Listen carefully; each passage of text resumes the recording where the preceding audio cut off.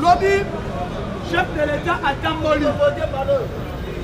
À Tamboli, tellement au Tambolaki. Roi Philippe Babani n'a parlé de la nation. Alors, on a parlé de la nation, l'as des anciens combattants, parler du peuple. Parler du peuple, avant de parler du peuple, conférence de presse.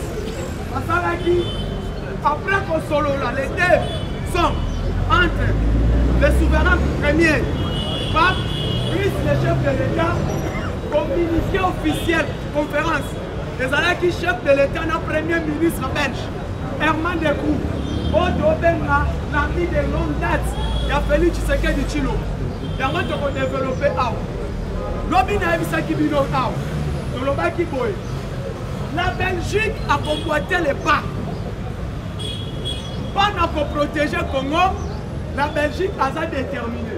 Pour l'année de la conférence de presse, Oyo, n'a pas caméraman, n'a pas journaliste, n'a pas fonctionnaire et président de la République. Et si vous avez dit qu'il Premier ministre belge, Herman Dekou, c'est lui aussi qui est parmi les chefs de la Commission Union Européenne, dans le Parlement Union Européenne, dans le gouvernement Union Européenne. C'est lui en tête. Et on a dit que la RDC a droit, quel que soit les cas, de défendre son territoire national dans l'agressement aux civils, dans le 1-23. Tu vas mettre qui m'a beaucoup. Alors, RDC a le droit de défendre le territoire national. Comment la communauté internationale a soutenir l'Ukraine dans le ici parce que l'Ukraine a défendre le territoire national. Mais pour la RDC et comme il dit, injustice. Non, mon place, on a un caméraman. Pourquoi le long de Banako nous avons le bandé. Dans la ligne de Tongo, Rwanda a recruté 500 militaires à Djamou tout dans la frontière naïe. Passant la frontière naïe, à 500 éléments. Nous a tchété. Nous a tchété. Au bas de Rwanda. Nous 500 éléments devaient faire des l'autre côté. Ce qui n'a pas dit que Rwanda a besoin de contingent militaire américain. Mais non, ils sont de l'autre côté. Nous a subi pression. Ce RDC, nous a bandit de l'autre côté. Il va subir. Je vous dis que Kagame a eu un départ dans les Yangwana. A cherché Bangwana tenir à vite, vert noir.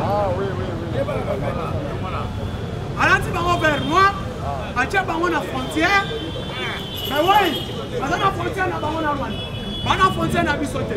Ce qui est mal, ceux qui te demandent que la frontière, là vraiment, on peut vivre la réalité. Qu'est-ce que maintenant qui se passe dans le niveau international? Le roi Philippe, ailleurs, Maison Blanche, a dépêché au Azalaki ambassadeur des États-Unis. A Tchèque, Corne d'Afrique. A géré l'Érythrée, l'Éthiopie. A Tingué Kuna, on a un envoyé spécial à Tina, l'ambassadeur Moussous. C'est là communiqué. Mike Hammer accueilli. Selon communiqué à Maison Blanche. Déplacement naïe. Oya Zoya. Il est plus dangereux que Mike Hammer. Oya Zoya. Selon Anthony Blinken, le travail de Mike Hammer a déjà fini. Oya Zoya a besoin pour pacifier et puis pour activer la place Mike Hammer à Zaki Nabatanes. À part Rwanda maintenant, Mike Hammer a qu'un accord d'Afrique et maintenant il a préparé déjà rencontre à l'imposteur Salemaki entre le président Félix et Joe Biden.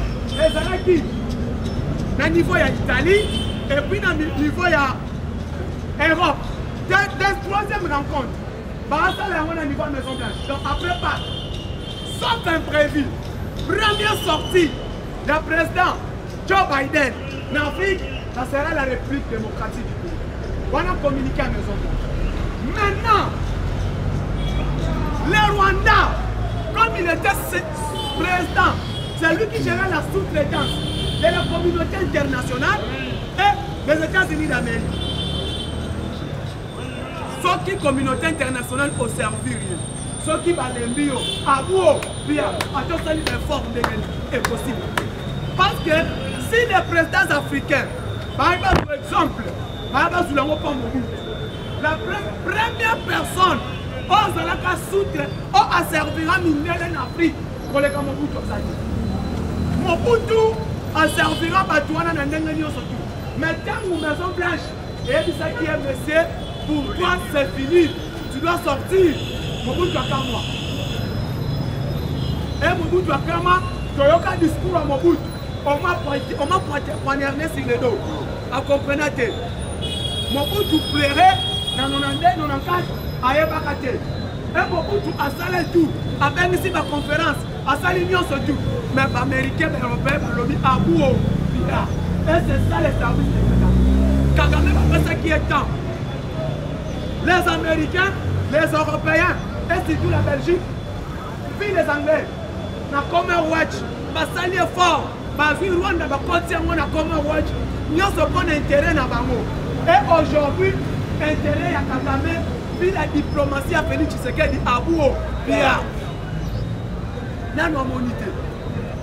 Le roi Philippe Payet, devant le Congrès, le Sénat et l'Assemblée nationale, parce que dans le Congrès, à lobby, par propos à tenir, il a regretté, mais il est pendant l'époque coloniale. Il a des regrets dans Oyo, Belge, parce que pendant l'époque coloniale. Est-ce que j'ai un Félix Tshisekedi? Deux ans d'attente sous soutien, il y a côté à la Naboye. Mais ce qui est important maintenant pour nous, c'est de regarder vers l'avenir. Et c'est ça. Nous avons même pas de ministre. Il y a une équipe, il y a roi, pas acclamer qui m'a cassé place. Fatia lobby, Ezalaki a malam ou pété. Il y a malam ou Ezalaki. Il y a ma bébé Ezalaki. Mais ce qui est important pour nous, total à l'Iboso, de regarder devant l'avenir et de faire un effort pour que Congo elles ont gagné de temps pour la Guinée belge. Parce qu'à l'époque, elles avaient qui pays. Parce que c'est de l'autre côté. Et maintenant, aujourd'hui, la Belgique rentre maintenant au pays. Nous sommes maintenant déterminés de construire la République démocratique du Congo. Parce que la Belgique est tombée qui n'a pas au Congo. On est là, la Belgique qui n'est pas les Congo et les Congo. Minerai et les Congo. Cuivre et les surtout. Cuivre et RDC. Nous sommes ici Belgique. Cuivre. Nous sommes ici Belgique. Les lots et comme il temps, la Belgique, Pangope, Nabiso, Tosangana, Totonga, RDC. Nous Philippe Alobaki, Totana Sikoyo Avenir. Avenir, on doit développer Congo, Totonga Yango ensemble. À part Wana, il y a la coopération militaire. Coopération militaire, le président Lobaki est déjà activé. Parce qu'aujourd'hui, les Belges sont là maintenant, il y a compris sa formation dans l'armée congolaise. C'est quoi le conseil des années? Roi Philippe est arrivé. Toutes les caméras sont et ça dans RDC. Je pense que ceux qui le lobby, parce qu'on a présent le niveau de Lubumbashi. On a présent le niveau de Lubumbashi, mais on a tous niveau de Lubumbashi, après Lubumbashi, on a un niveau de Bukavu. Là, on a visité l'hôpital, il y a le docteur Denis Mukwege au hasard réparateur. Il y a un réparateur, il y a un chauffeur réparateur. Mais on a un niveau de Bukavu. Si on a un niveau de Lubumbashi, on a visité chaque année. On a visité le consulat, il y a Belgique où on a un niveau de Lubumbashi. Et pour les Kawana, après Bukavu, avant Kende. Sauf un Covid, il va encore rentrer à Kinshasa. On a démontré que le Oyo, pour les rois, on est hors Azui. Ata papa n'a rien à toi à côté. Ata roi Albert, toi en a 2010, à toi à côté. Raison pour laquelle je vous ai dit, avec Tshisekedi, Keba avec lui, Tshisekedi est plus dangereux. N'a pas président sur les Congo. Parce qu'il est deuxième président politicien au Congo. Le premier c'était Kassabou, qui était président politicien. Mobutu est venu militaire. Joseph Kabila est venu soi-disant militaire. Joseph Kabila est venu criminel, assassin. Laurent Désiré Kabila est venu président rebelle. Il y a une réalité. Les gens qui se quittent ailleurs, ailleurs dans l'île Moussous, ailleurs à Sibi épée, à Sibi Pénili, bateau de commandement. En même temps, épée, pendant que ça va prévu dans cela, en même temps, pardon, bateau de commandement, pendant que ça va prévu dans cela, et épée, pendant que ça va tout. Donc quand tu blagues, au Koutani Nango, il y a homonyme. En même temps, Fatiazo Sekisayo, la coalition est bonne, en même temps, ils pareil.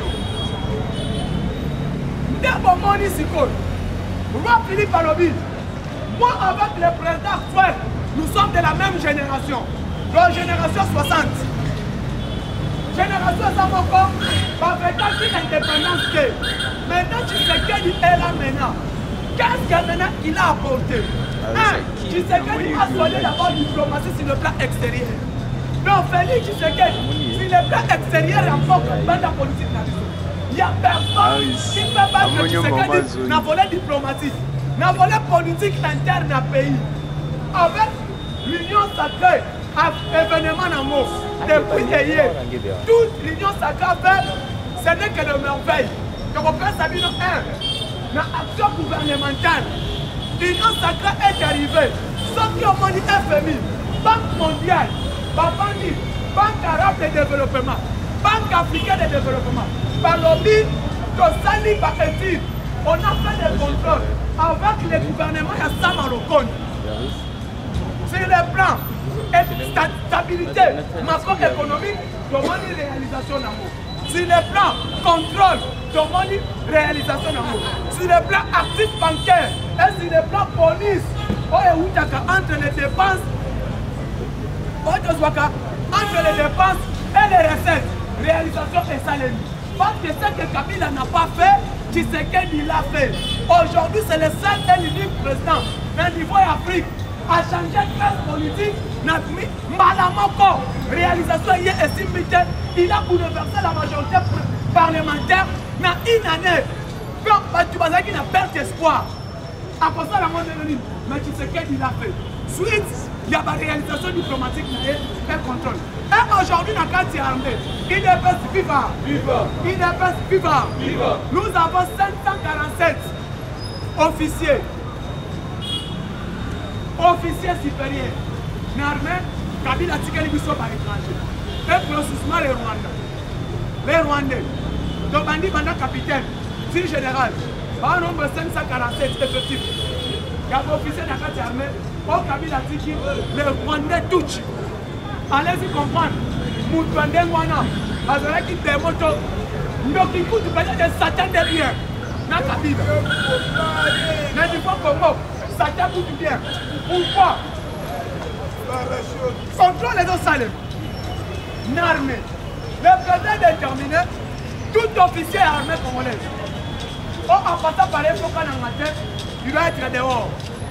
L'armée. Par contre, il m'appelle Théouanachi. Et à mon lobby, inspecteur général de la force armée de la République. Général Jamoko. On vit dans un quartier qui est tout mon côté. Donc, vous avez la période de 4. Quand je vais dire n'a pas cassé. Tomata, je salue les cap union. Mais on va y aller. Il faut bailler la moitié.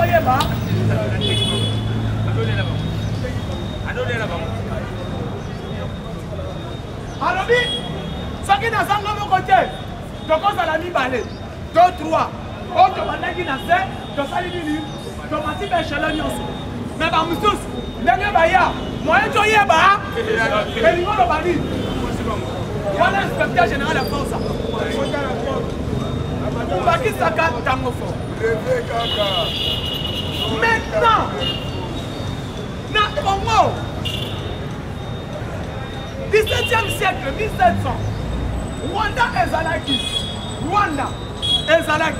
mais bazo dépendant en 1960 et donc conférence de Berlin en 1960 on a partagé Afrique à l'époque là la République démocratique du Congo puis le roi Léopold II était indépendant du Congo et il fait avant à céder en haut et comme un Congo colonie belge le roi Léopold II Congo ezalaki patrimoine na ye et ezalaki mboka tozalaki pays moko tozalaki dirigé na gouvernement moko qui était gouvernement belge mais Congo ezalaki état indépendant du Congo.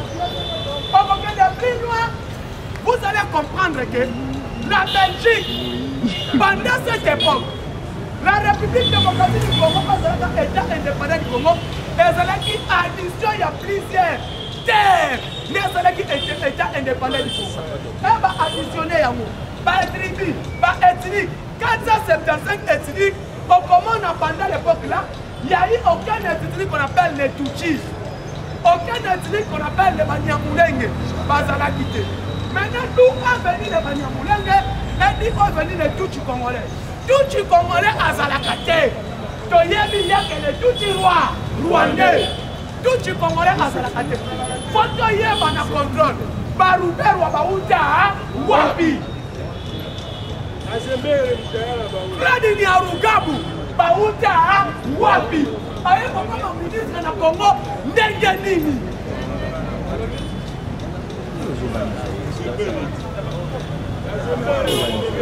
Radini ya Rugabu azele trouvé ministre na Congo ndenge nini Azaria Turuberwa ça retrouvé ministre na Congo ndenge nini c'est là maintenant qu'on a posé question.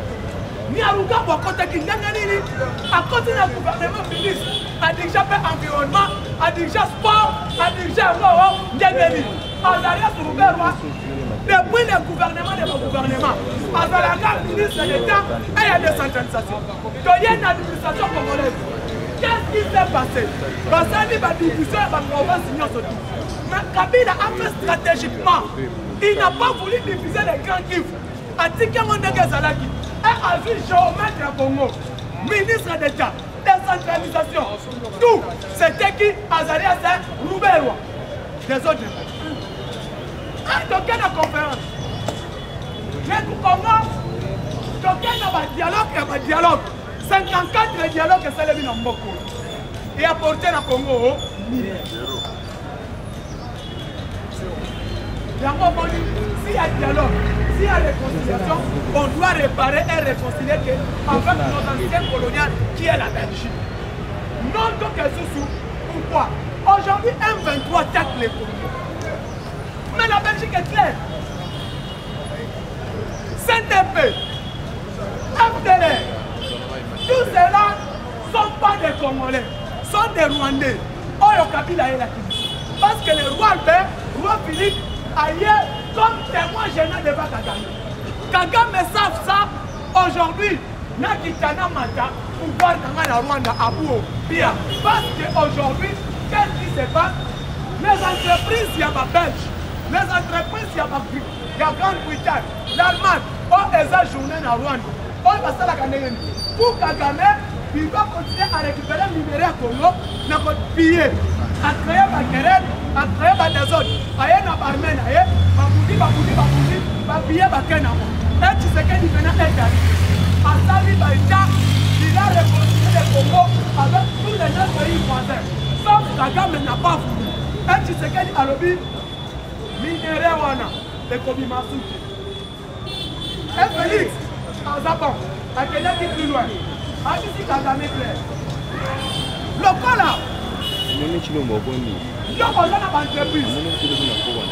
On transformaka or ngai nakoya na or totransforme yango yo okanye nga na ganye orien les deux peuples tobomaka bango oye kocrée des zones eloko wana sika soki tozi sito transforme yango na bamateriel nyonso nango RDC azwi part na ye afuti yo mpe oza na baentreprise na yo part na ye abupia Kagame na pafu akende mpona kosiplie Kagame Félix akende niveau ya dialogue na Kagame na pafu alors Tshisekedi alobi à partir ya lelo abuo bia lokola yo boyi tikala na bamashini na yo nga mpe tikala na minere na ngai otokoluka moyen nyonso nde omoni les deux sociétés ezalaki basé na wana bamoni ke production ekiti baproduire boye ezosimba te non Félix Tshisekedi toyeto créer dialogue nous sommes maintenant que envers toutes nos entreprises toya na Congo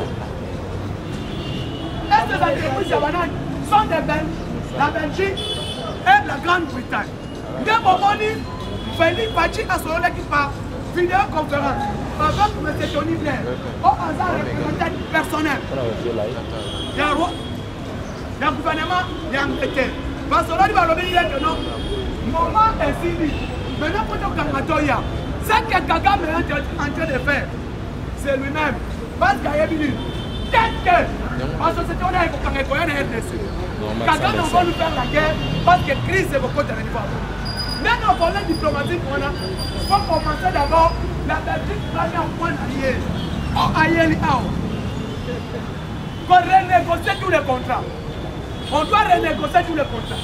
Environnemental, coopération militaire, dans le niveau minerai, dans le niveau de l'entreprise, on doit renégocier. Pour renouveler encore, mais pour tout la Congo, les gens vont ensemble. Mais pas moins de bits, n'a pas moins de bits. Après, il y a un mot maintenant. Pour comment on a que le jour qui vient, il y aura des procents. Parce qu'aujourd'hui, pour votre information, la banque qu'on appelle les Raobank, et c'est un banane. Raobank. Pakistanais. Dans l'Europe, c'est un pays.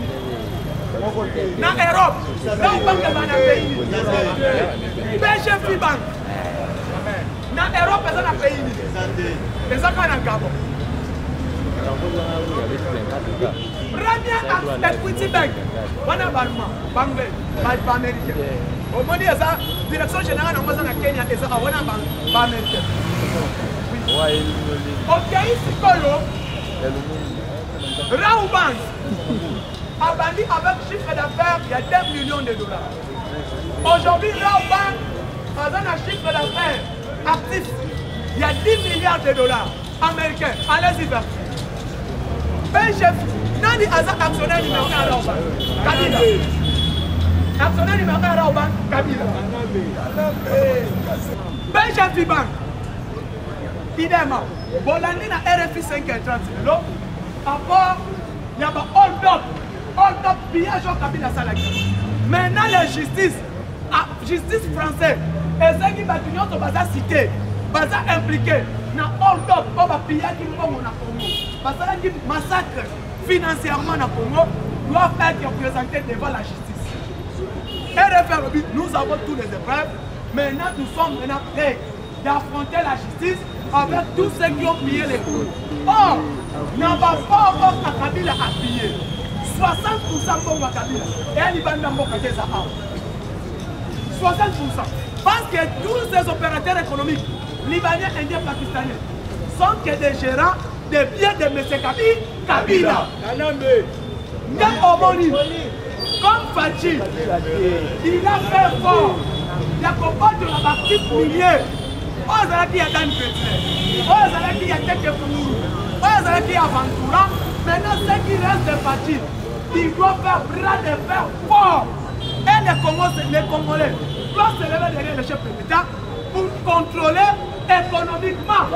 Il gère le système économique de la République démocratique du Congo. Import et export, il y a Congo. Les Indiens, les Libanais, nous sommes tous là. Par contre, il y a des contrats wana, les négocier, parce qu'un investisseur, quand il veut investir dans un pays, premièrement, il doit d'abord passer par les chambres de commerce.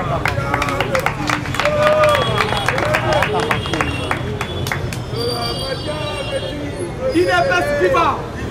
Il ne peut pas. Donc on dit, comment fait-il? Et il y a Congo. Et négocier qui n'en a. Et puis, comme on a bango, parce qu'il y a un et puis, tout le Congolais ndengeni, bate kakani, parce que tu comprends que bate baya côté que la mission va Thompson. Bango ne va en base, il y a blanchissement des capitaux. Comment yo yé na mboka? Oye convertir loi ya mboka wana olingo to sangote. Et bien à partir de magasin, à Congolais magasin ma téléphone.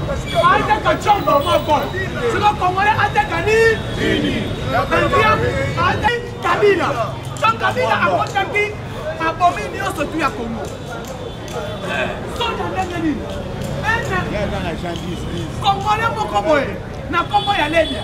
Azocha, akeso Maluki, akeso la Congo Bakeli, pendant que le président en place, azalaki na chef ya maison militaire, azalaki na conseiller militaire, na mutu akenda kosomba biloko wana eza nani? Libya. Mais qui va aller négocier tous les contrats. Mais omoni Fachi Araye, ateli biloko na boyi yango. Oyo jamais. On doit faire un effort. Congolais a une industrie militaire. Et ça les Fachi Aye, Oni Manitou qui oyo, et quand tu as boye, vous avez un boye, à l'hôpital. Tu vas coopérer état par état. Nous avons fait oyo, nous avons livré des tonnes de tonnes à l'arme. Comme ça, l'État fonctionne. Il y a un moment où nous sommes Fachi doit casser Kabila petit à petit. Premièrement, tu es un chef de l'État. Fachi, soit Raouban qui t'engage. Raouban qui fait la ligne et Karamana. Yami Balé. Dans le rapport, la société n'y a surtout pas. Il y a des animaux, il y a des liens. Il y a un mboko. Et quand tu as une délai, Sosimet, Kangaya, parce que dans victoire, Sosimet, les gens n'ont pas tout des armes terroristes.